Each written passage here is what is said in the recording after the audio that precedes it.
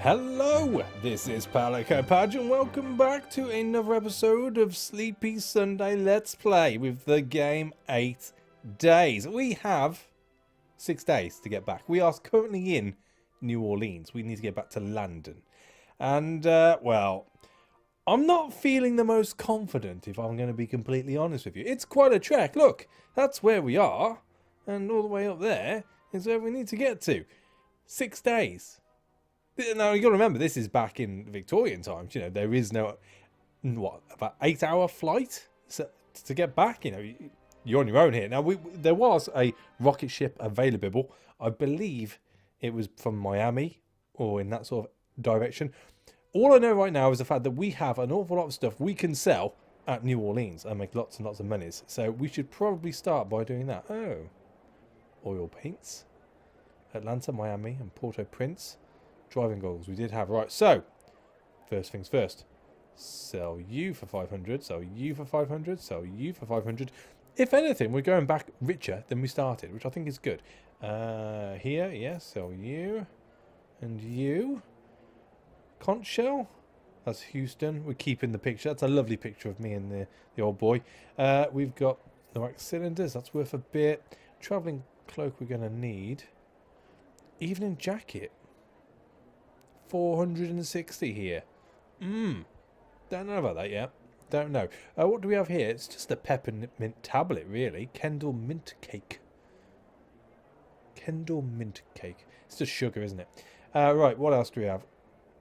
Is it, we've got Atlanta there. Come on, stop playing me up. I don't know if we're going to be heading to Atlanta. That's my only problem. Oh.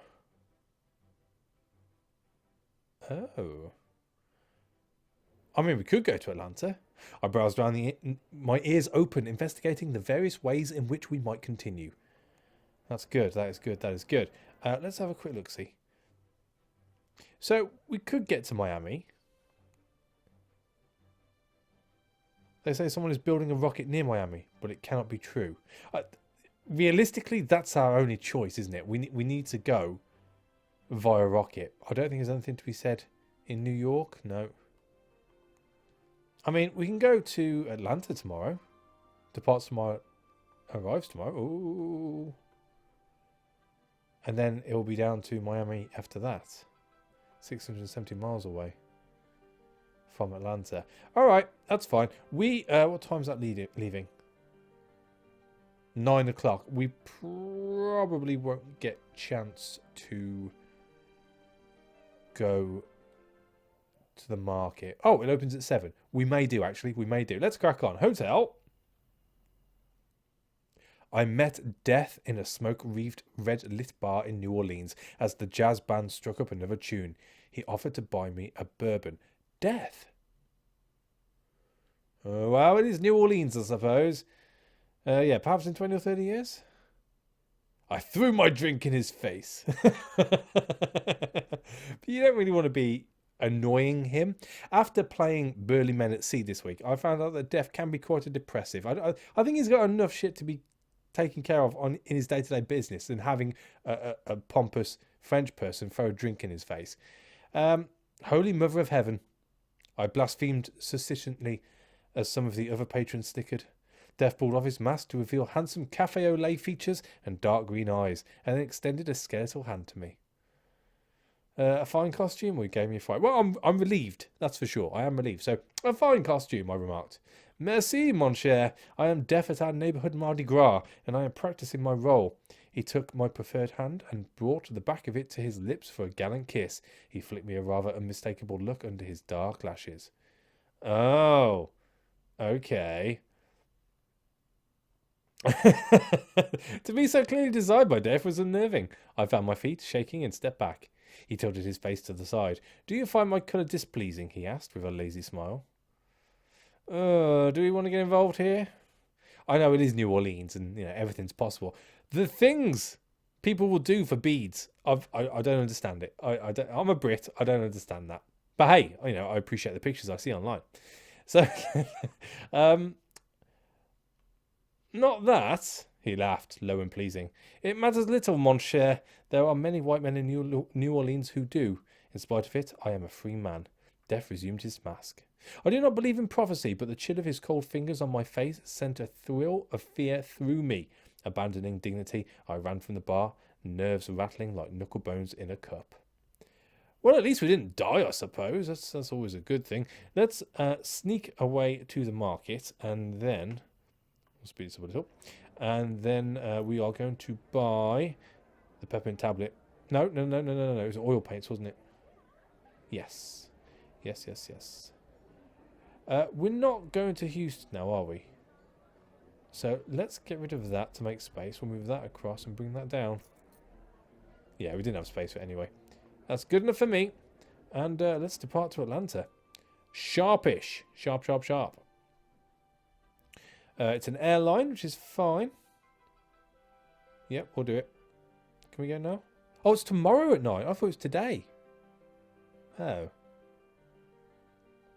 And we can't speed it up either?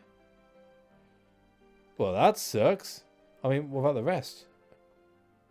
Departs in 2 days? So that's our only place, really. We're going to lose another day. Oh dear. That does not pan out well for us at all. Jolly music, though. We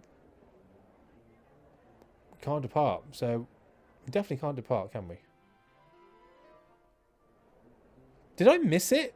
Is that my bad? Did I miss the plane by messing about?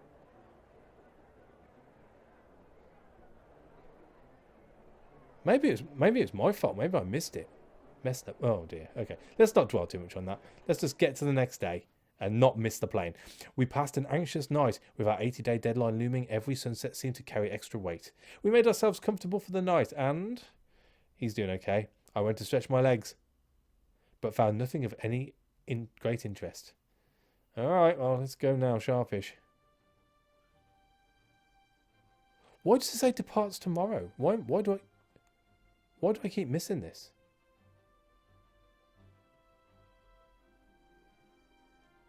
Tomorrow at 9 o'clock. That's twice it said that. You know what? We're going to negotiate. Most generous. No charge at 9 o'clock. Yes. Let's do it. We need to go now. Embark. Go.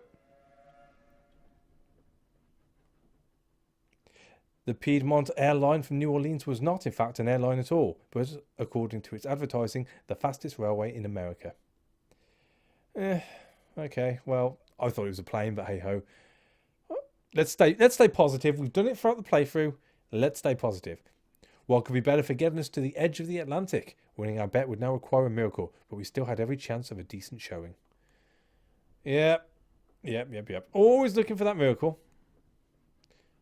Greetings, Monsieur Sullivan. Evening. What can you tell me about Atlanta?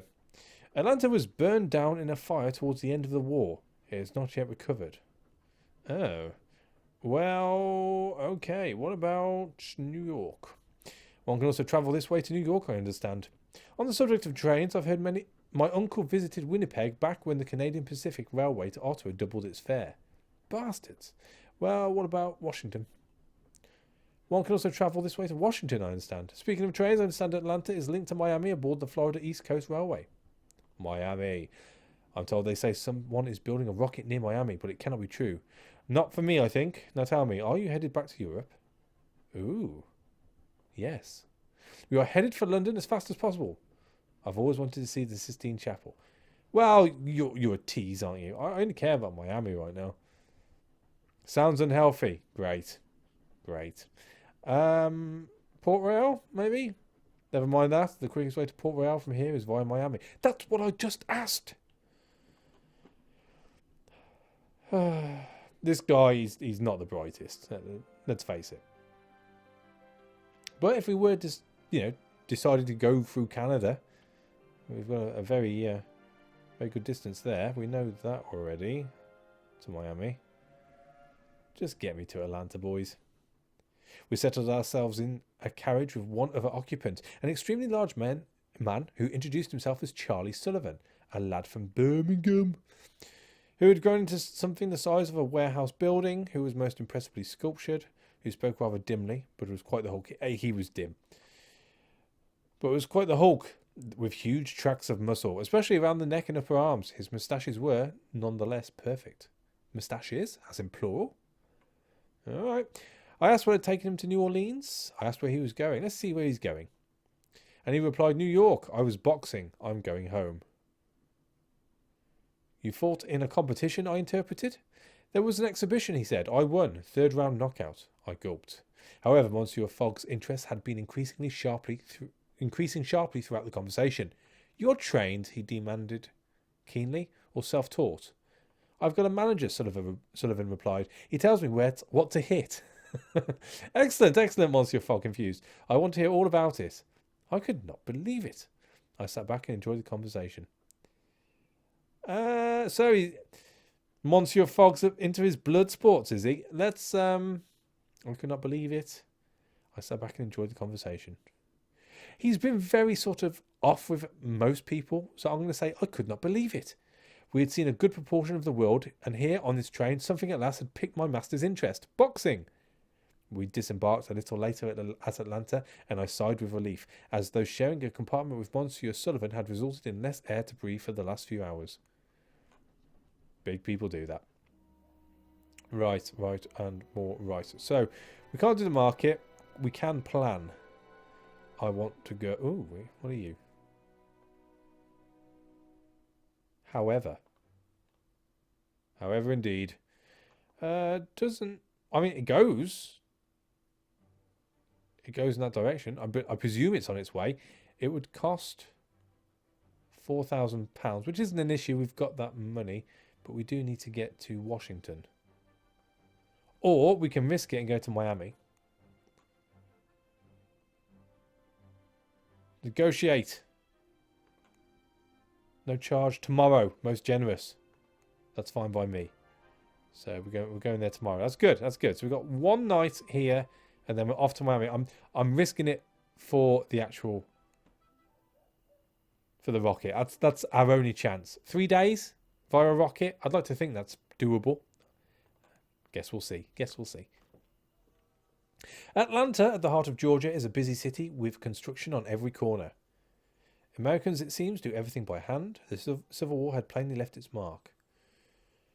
Let's not dwell on the negative. So, Americans, it seems, do everything by hand. And there were no signs of automata or even steam-powered lifters. Instead, work gangs with pulleys and ropes lifted log beams and stone into the place. Still, the mood of people was positive enough. We may not be much to look at today, mister, declared Stanley Goodman, owner of Goodman's and Goodman's, a curious hardware store, bakery and bookshop into which I stopped to buy something for lunch. But in a few years' time, we'll be state capital, and after that, who knows?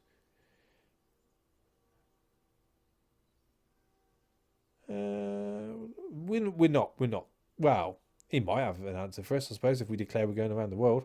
We are going around the world, I told him cheerfully. By train, he demanded. I know Europeans are in love with their airships, but they won't last the way rails will. You'll see. You'll run out of hot air or whatever it is you use to keep the things afloat. I attempted to explain the action of hydrogen in air, or you may be right. Let's not upset the guy. It is his hometown. You may be right, I concurred. I've travelled by several airships, and I am, shall we say, unconvinced. Too right, Monsieur Goodman agreed. To my mind, shall we say, they stink. Now, excuse me, I've got a shop to run. I bought a hammer and a sandwich. What a combo. And returned to my master. It was day 77. We had barely 100 hours remaining to return home. I'm trying. Let's go. Quickish. Go! We left Atlanta promptly enough aboard yet another rickety American train. Markings on the plank walls of the wooden carriage suggested it had once been a farm vehicle. A metaphor for this country's ambitions, surely. We would at least soon be back on our way to Europe. Let's keep positive, even if our wager was most likely unwinnable. Most likely the suspension of our carriage was salvaged too, as we rocked about like barrels on a cart. Monsieur Fogg bore it without trouble, though it must have made reading the fine print of the one-page newspaper all but impossible. Just get me to Miami, sharpish, mister. What is your wish, master? My excellent valet. Let's talk about Miami, I guess. Have you found anything in the Times that might help in Miami? For instance, one can travel aboard the trading vessel from Miami to Havana. What about our journey, though? There are still a few days left to us. Day 77, I believe. There are only a few days remaining. I know, Monsieur Fogg. I'm trying my hardest. What have you learned about Havana? Have you heard that Havana is connected to Port Royal by boat? Very good. Very good. So, hopefully... Oh, the carriage door opened, and a sober-looking man with unusually long hair entered, eyes cast downwards. Taking the seat opposite us, in his hand he clutched a small book. Okay. I looked sidelong at the book. On the principles of ratchet and counter motion. I noticed on his jacket a small insignia, which on closer inspection proved to be the copper lily of the Artificers' Guild. You an artificer? Indeed I am, he said miserably, though in this country it would be easier to be a leper, I think. He clutched his little book. They distrust artificers here. They seem to think there's too much of the old continent about us. They'd rather invent everything for themselves from scratch. But surely there are American artificers too. There must be, the man agreed, but they are forced to hide it, or practice in secret. I am quite sure whoever built this train was born an artificer, but you won't see the lily anywhere. It's not good enough work to get the stamp anyhow. So what are you doing here? I asked. The artificer gave me a hopeless shrug, holding up his little book for a moment. Trying to spread the word, he replied. A few of us thought it might be worth it. We could educate some of the local people about artificing, try to get them to believe in the idea. The man had a hounded look about him, which told his tale clearly. Perhaps you should simply leave copies of the book around. Or did you have any success? Well, he's not looking happy, is he? So let's offer to leave books around. Perhaps you should simply leave copies of your book around, I suggested, for people to discover on their own. You could place them in the drawers of hotels, for instance. The man's face brightened for a moment. Now then, he murmured, that's a rather good idea. There is so much public dislike of artificing that our mission has been hopeless. But in secret, people might see the truth of our ways. He nodded sharply. Thank you, friend. You have been most helpful to me. The train battled on and night fell. Alright. Cool. Super duper. 2 days left, oh dear. On our approach to Miami, our artificer friend stood some distance before the platform.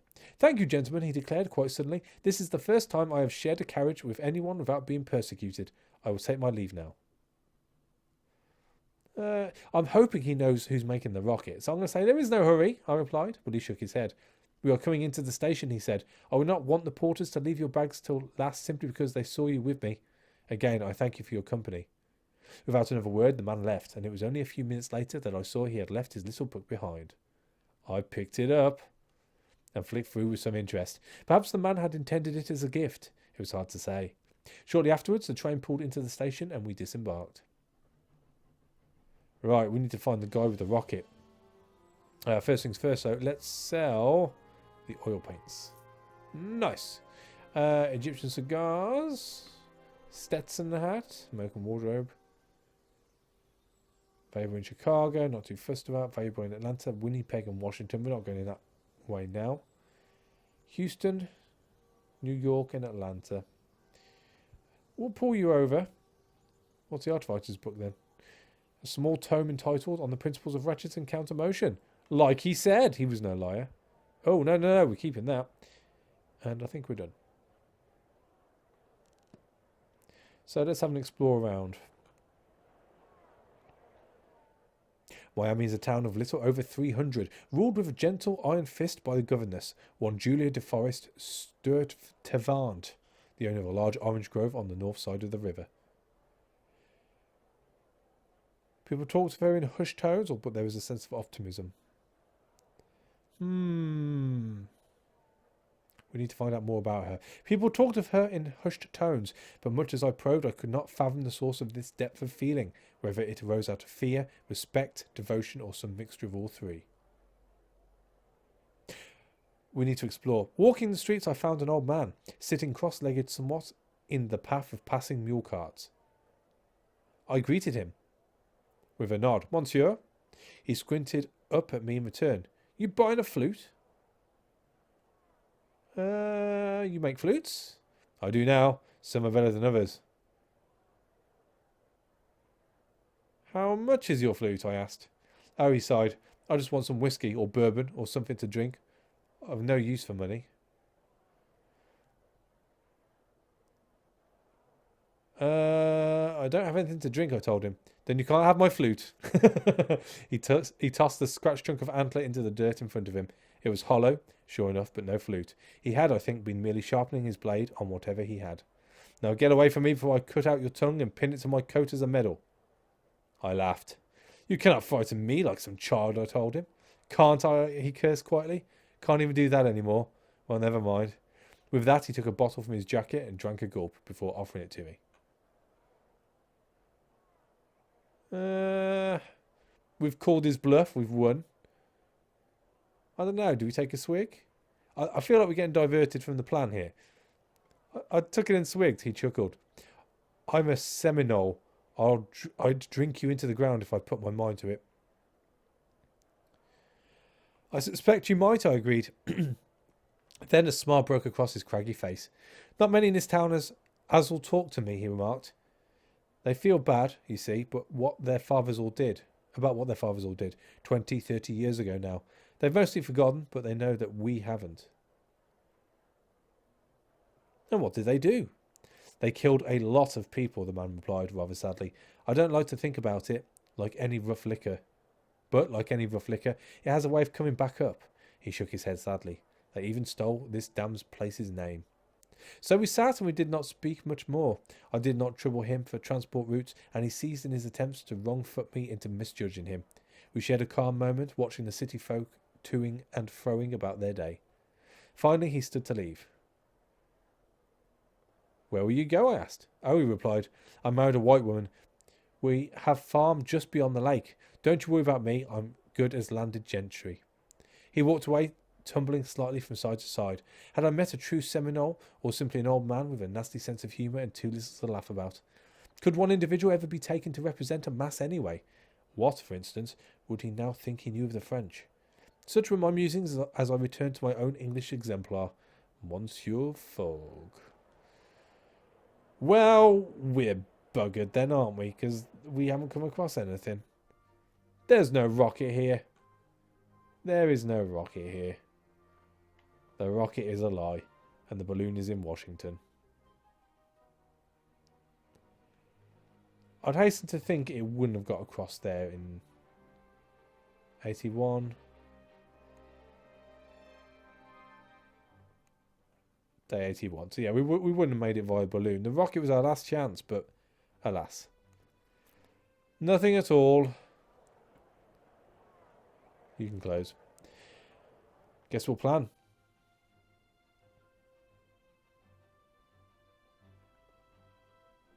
Or not? Can I not plan? Guess our hotel. Another night and the clock was forever ticking upwards. With what remained of the day, I went to stretch my legs and found a nervous Irish ragamuffin who had lost a monocle, which I helped to recover, and from whom I learned that Atlanta was linked to Chicago aboard the Western and Atlantic Railroad. We know that. I assured him we were unlikely to head that way, at which my friend nodded. I can't understand travel, but now look at me. I've already come in that direction, Mr. Irish person. You get no monies for that. You get no monies for that. Is there nothing going on here at all? This is depressing. This is very depressing. I feel like they lied. They lied to me, damn it. I mean, we could go via the Caribbean, I suppose, and try a look in that direction. We have less than 18 hours of the day before it's up. Okay. Well, let's try and push our way through. We got the money. Let's go. We'll take the space as well. Let's just get out of here. I'm very disappointed in you, Miami. Very disappointed. We boarded a trading vessel for the day's sail to Havana, captained by a Cuban lady, Madame Maria Alonso, who lazed at the stern shouting instructions to her crew.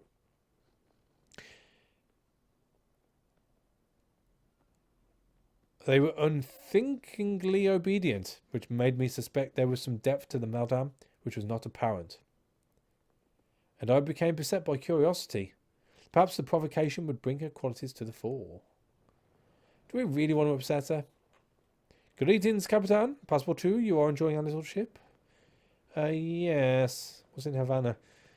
And they say that Havana is connected to Houston by boat. Great. Great. What about Port-au-Prince? Maybe, but you can obtain sugar canes in Port-au-Prince. You can sell for profit in Lisbon. What about Nassau? I don't know, but the most efficient way to Nassau from here is to go via Miami. That's where I've just come from.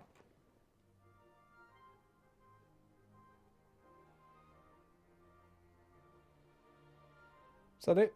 That's it. Join me, called the madame from her reclining seat. You seem to be in charge of your strange little duo. Ooh, I looked quickly around, but my master appeared to have ignored the comment. Madame, such statements throw me into disrepute, I warned her. She shrugged lightly, clearly disinterested in my plight.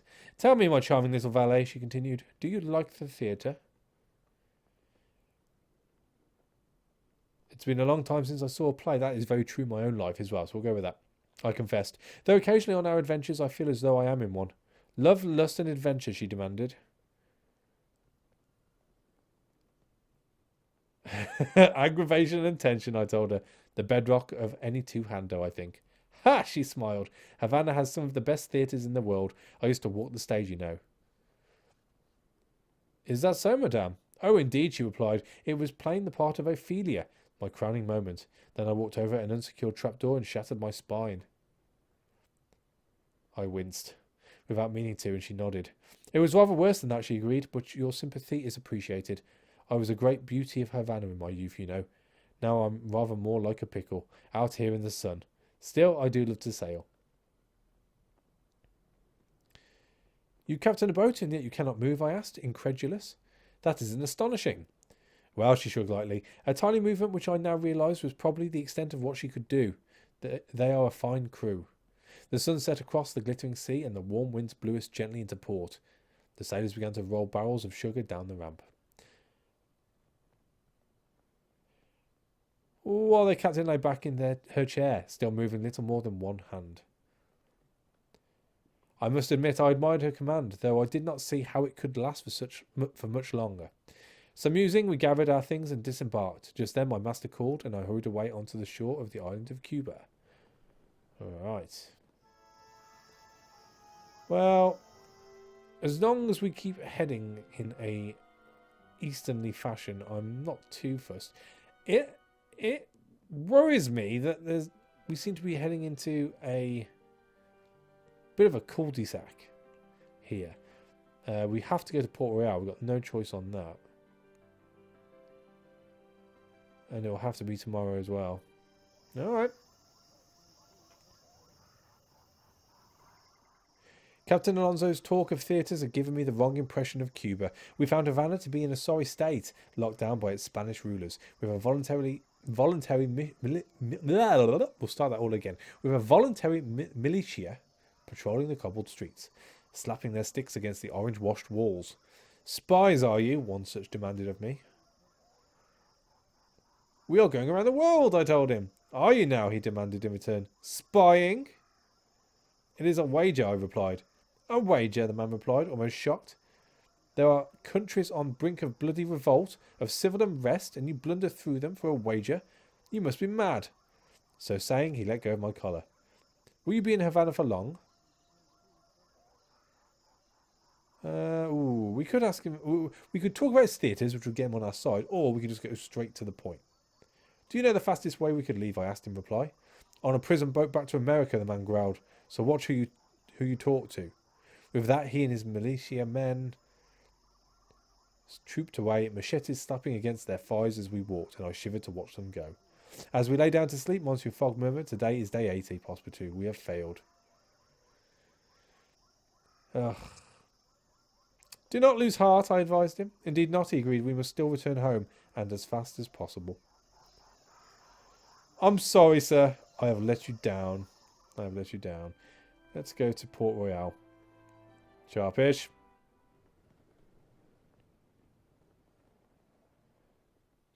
The Hispaniola was a fine old sailing ship that had been brought up in a ruined state and beautifully restored. Most of the fittings were original. But the capstans and anchor chain were steam-powered, or the below decks were... But the capstans and anchor chain were steam-powered, so the boat could be operated by a skeleton crew. It was clearly a pet project of its owner, one Monsieur Smithson, rather than a commercial vessel of any kind. All right. Greetings, Capitan. Passpartout, I trust all is well. It was once a famous pirate port, but no longer. The British hang airship pirates in Port Royal. Oh. Does that mean there'll be airships? Can we get to... I don't even know which way we're heading now. Acapulco? Have you heard that you can buy sugar canes in Acapulco? You can sell for profit in Burlington? How about Caracas? Did you know the fastest way to Caracas from here is to go via Port-au-Prince? Okay. Guess not. Guess not. I joined our pilot on deck.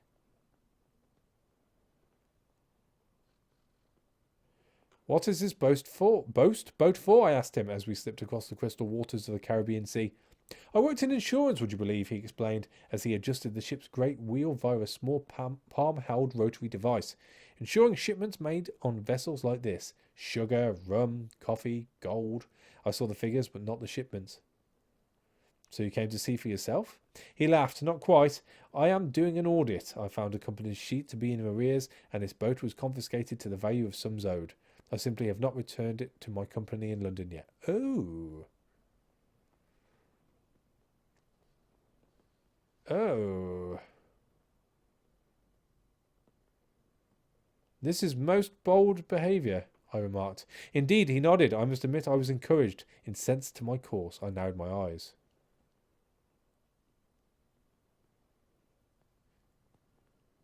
You must steer a careful path. We don't know he's met a woman. You must steer a careful path, monsieur, I advised. Many ships sail fast before they run aground. That they do, he murmured, but Passpartout, I do not care. I am alive for once. He swiveled the wheel about abruptly, avoiding an outcrop that made my heart jump. When we reach Port Royal, what will you do, he asked. Head east across the Atlantic, I replied. He nodded but offered no advice, only saying, when I reach Port Royal, I will have the name of the ship repainted. I will call her La Mignette. He stared wistfully away. Ah, the winds of love that powered our sails. Well, a lot of help you were. Day 80, I know. Let's have a quick look in the market. What we got here? Part of the dusty road set, ginger tablets. Of interest to stubborn sour and print types, or Darjeeling tea. Posh and prim, sour and prim. Let's get rid of the hammer. We take you on? And you on? That'll do. That covers us for most predicaments, I like to think, anyway. Let's stop in a hotel. Port Royal had once been an infamous pirate port, a nexus of illegal trade, drinking dens and prostitution. Now it was far more notorious for the pirates who had been strung up from the gallows overlooking the harbour. I went out to watch. If I am travelling the world, surely I must see it. But the spectacle was severe and detestable, and did nothing but turn my stomach. I have lived through war, and I believe it has taught me mercy. And besides, the poor salt whose neck they broke looked poor, thin as a waif and diseased, hardly an enemy fit to savage. With hot, angry thoughts, I returned to gentle, subtle humanity of my master. Is that it? Is that all you're offering me? Just a tiny little jaunt to Port-au-Prince? We'll have a quick look around. I took a few hours to explore, learning possibilities for how we might go forth. So no, was the answer to that. Port-au-Prince it is then. Oh, back on the Hispaniola. Didn't change your name then. On leaving Port Royal, we were delighted to re-encounter Monsieur Smithson, whose boat was now indeed entitled La Mignette. He had also fitted out the captain's cabin in luxurious fashion, with soft cushions and velvet drapes, which he was alarmingly keen to show us around, which we did not see. Oh, well, we'll have a look-see. As though hoping we might wish to hire them from him. We sailed with no more skill than previously, and I only hoped we would not be sunk before reaching Port-au-Prince. Mr. Fogg's okay. I'm at your service, Monsieur Fogg. All is well with you, I trust. Did you discover anything in the paper about Paulo Prince? My friend told me that Haitian automata drink blood. Ugh. What about the journey then? We must still travel quickly even though our bet is lost. Our journey must still be completed as best we can. What do you know about Caracas? Have you heard that you can buy handheld mirrors in Caracas? Extremely valuable in Port-au-Prince. Well, that's the opposite way of where we wanted to go. I spent our second day aboard the ship, our first aboard La Mignette. Down below, attending to my laster and staying out of the sunshine. But my superior valeting was interrupted by a repeated banging sound through the wall. I determined to resolve it, expecting to find some loose cargo in the cabin next to ours. But when I reached the door to the cabin, it was locked. Indeed, it was chained with a heavy padlock. Most mysterious, So I set about the padlock, I guess, with a tie pin and quickly had it open. The door exploded open a moment later as a man leapt out, his eyes quite wild. I caught him quickly and just in time as he was going for my throat with both hands. Monsieur, I declared, the man frozen, pausing in his violent attack at the sound of my voice. You're French, he demanded. Don't lie to me now. I am a passenger aboard this boat. Not English, the man persisted. No, indeed. Best not mention that Fogg's English. Then you have my apologies. The English, all those cronies of the dread Captain Smithson, I detest. But other passengers, well, you have been lucky, sir, to escape my fate. And what was your fate? I asked, growing fearful. The prisoner spat. I am a simple haberdasher, dealing in fabric and cushions mostly. This dread captain lured me aboard with my wares to fit out his cabin, and then rather than pay me, he locked me up.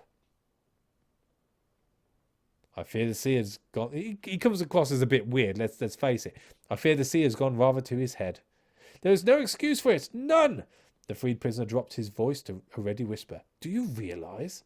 This ship is not even his. He has stolen it, and you know what they do to pirates around here.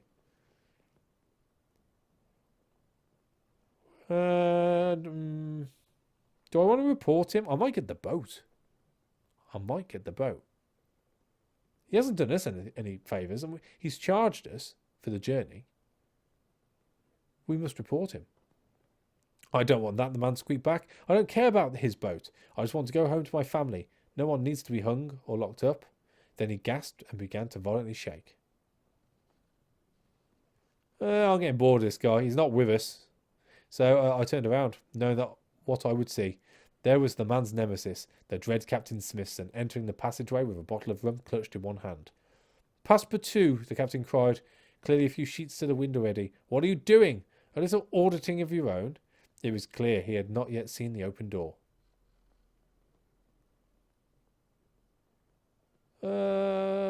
There's two of us, plus Fogg. Let's call him out. Monsieur Smithson, you are a pirate and a rogue, I declared hotly. The captain's thick brows knitted together, but then a polite cough broke the tension of the moment. It was my master. Mr. Smithson, he declared lightly, perhaps you would like to show me the furnishings in your lower decks. The captain turned about, and I watched as he staggered away, my master asking polite questions about ormolu fittings as they went. Thank you, whispered the cushion seller. I'll hide in your cabin until we dock. A few hours later, we arrived in Port-au-Prince and departed fast and silently, or waved a relieved goodbye. Well, we got away with it. Let's keep him on our sweet side. He may decide to go back to London. I rather doubt it, but hey-ho. Let's keep all doors open. Waved goodbye to Captain Smithson as he put up his feet and began to swig rum from a bottle. That man, my master observed softly, but with evident disdain, is rather beginning to look the part. Our friend, the haberdasher, slipped out with us and pushed a cushion into my hands as we parted. I will never forget this Passpartout, he murmured with a shiver. Not as long as I live. Then he scurried away as fast as he could go. All right.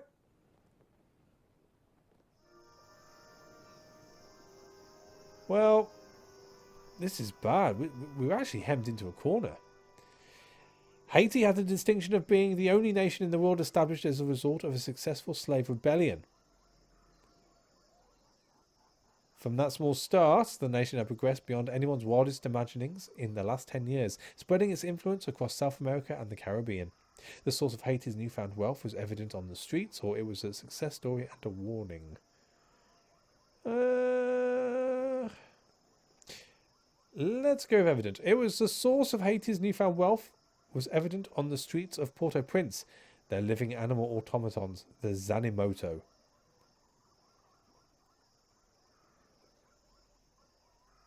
I watched iguanas ferrying messages throughout the city, thin wings of wood and dyed feathers allowing them to fly short, darting distances.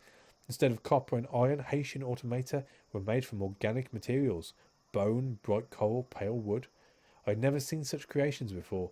It reminded me a little of the glass and metal graphs upon the soldiers in Rome, though the Haitians limited their augmentations to animals. I looked for the Artificers Guild, but found no evidence of an outpost in Port-au-Prince. Surely the guild knew that Haiti was flouting its law? I would not leave Haiti if I was a Zanimoto. Why not? They seemed valuable and would fetch an excellent price elsewhere. I waited, watching, hoping for the opportunity to seize one of the iguanas as it darted by my legs. Their augmented bone and feather wings made them fast and almost impossible to catch, but I made a lucky leap and seized one of them by the tail. I hid the Zanimoto under my jacket and hurried back to my lodgings, resolving to hide my acquisition in one of our trunks rather than inform my master that we had acquired another travelling companion. My plan came to naught, however. The Zanimoto refused all food and perished by midnight. No doubt it consumed a particular kind of fuel rather than the usual iguana comestibles. It would still fetch a good price if I chose to sell it or hand it in to the artificers. I took the lifeless Zanimoto into my truck. Why not? Why not? And I think, since we're not obviously going to make it home in time, we shall leave it there for this episode. I'm a little bit disappointed. I was hoping there'd be a rocket which would get us across the Atlantic rather sharpish at Miami, but that was a bit of a dud. So we're just going to have to do it the old-fashioned way, I feel. And I think next time around will probably be the last episode. So thank you for watching. As always, a like is appreciated. And I'll catch you on the next one. Take it easy.